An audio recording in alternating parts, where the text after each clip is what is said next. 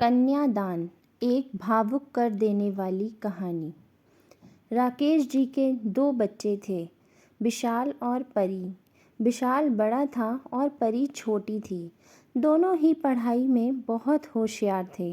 राकेश जी और उनकी पत्नी सुनीता परी को लेकर बहुत चिंतित थे, क्योंकि परी ने अपनी शिक्षा पूरी कर ली थी।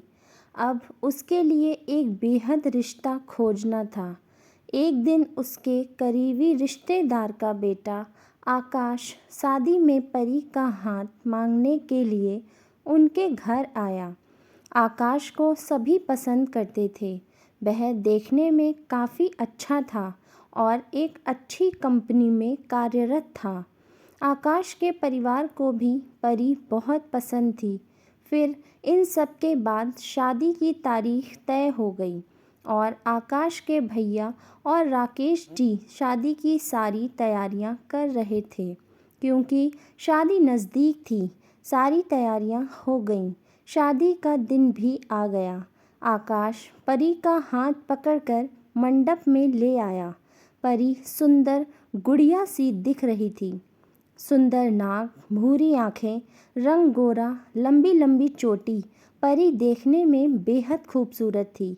विशाल परी को मंडप में ले आया और पंडित ने परी को कन्यादान के लिए हाथ आगे करने को कहा और उसका हाथ कांपने लगा। जिस पिता ने इस हाथ को पकड़कर दुनिया में चलना सिखाया, वही हाथ आज किसी और पुरुष के हाथ में देने जा रहे हैं। अपनी उस बेटी के बिना अपना बाकी का जीवन बिताना है, यह विचार ही उनके लिए काफ़ी कष्टदायक था। पिता ने उसका हाथ पकड़ लिया और उसके होने वाले पति ने नीचे से उसके हाथ को सहारा दिया। कन्यादान की रस्म शुरू हुई। हाथों से पानी की एक एक बूंद गिरने के साथ पिता की आंखों से भी बूंद बूंद आंसू बह रहे थे। अपने कलेजे का टुकड़ा दान करते समय क्या अवस्था होती है, उस समय राकेश जी ने महसूस किया। वह रस्म खत्म हुई। पंडित जी ने परी को और राकेश जी के हाथ में दियों से भरा पर्दा दिया। उनके सामने बेटी और उसका पूरा ससुराल बैठाया और पंडित जी ने कहा, आज से आपकी बेटी उनकी हो गई। उनसे कहो कि उसका अच्छे से ख्याल रखें। परी अपने मायके बालों के लिए एकदम पराई हो गई। उसकी आंखों में आंसू भर गए। परी को 2 दिन की ट्रिप पर भी भेजना माँ के लिए कितना मुश्किल होता था और अब उसको हमेशा के लिए दूसरे के घर भेज दिया जाए और उसके अपने ही घर का मेहमान बना दिया जाए, यह बात माँ को भी समझ आ रही थी। उस रस्म के बाद दूल्हा गेट पर आ गया। पंडित जी ने आवाज़ दी, लड़की के मामा लड़की को लेकर आओ। उस मामा का हाथ पकड़कर वह उस अंतरपाठ पर जा रही थी। सुबह उठकर एक साथ नाश्ता, फिर मस्ती, मामी के हाथ का खाना और रात में मामा के गोद में सर रखकर सोने वाली भांजी आज उस मामा को दूसरे के हाथ में सौंपनी होगी। यह सोचकर उसने अपने हाथ कस लिए और मंगलाष्टक प्रारंभ हो गए।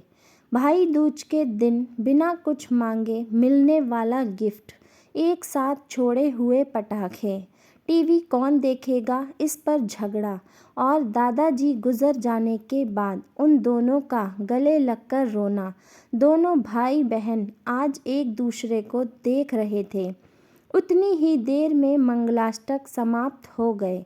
मंगलाष्टक समाप्त होने के बाद परी अपने आगे आने वाले नए जीवन को लेकर उत्साहित हो गई। परी ने वरमाला पहनाई और अपने पति आकाश के पास खड़ी हो गई। परी के सामने बहुत से लोग थे, कुछ आशीर्वाद दे रहे थे और गिफ्ट दे रहे थे। फ़ोटो के लिए उनकी सहेलियां आईं।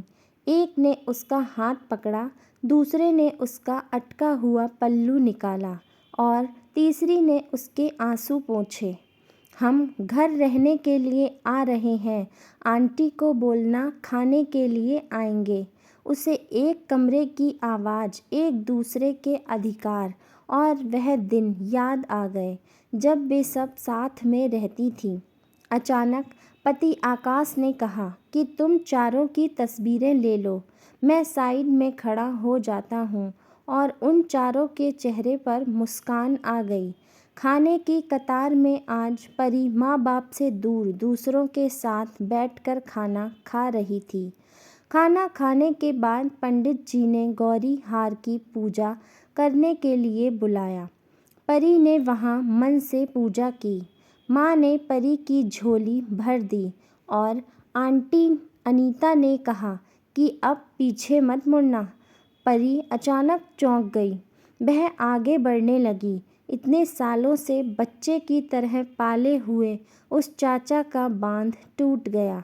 स्कूल से घर वापस आने में देर हो जाने पर घबरा जाने वाले चाचा जी, जन्मदिन पर 4-5 फ्रॉकें उसके आगे लाकर रखने वाले चाचा जी, मैं नहीं आने वाली आज घर में, चाची के पास रहूँगी कहकर रोने वाली परी, वह आज हमेशा के लिए दूर चली जाएगी। यह परी के दूसरे माँ बाप के रूप में चाचा चाची को भी यह बात सहन नहीं हो रही थी। अचानक आज उसकी पहचान बदल चुकी थी। हाथों में वह हरी चूड़ियाँ, पाँव में बिछिया, गले में मंगलसूत्र नए जीवन की राह दिखा रहे थे। सास का हाथ पकड़कर परी उस फूलों की सजी गाड़ी में आकाश के साथ बैठी थी।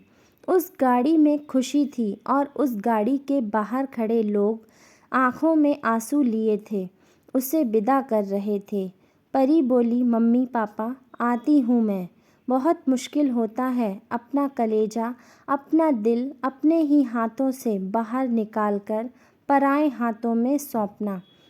यह समझना कि वह लोग अपने कलेजे को, अपने दिल को खुद के दिल से लगाकर रखेंगे या नहीं।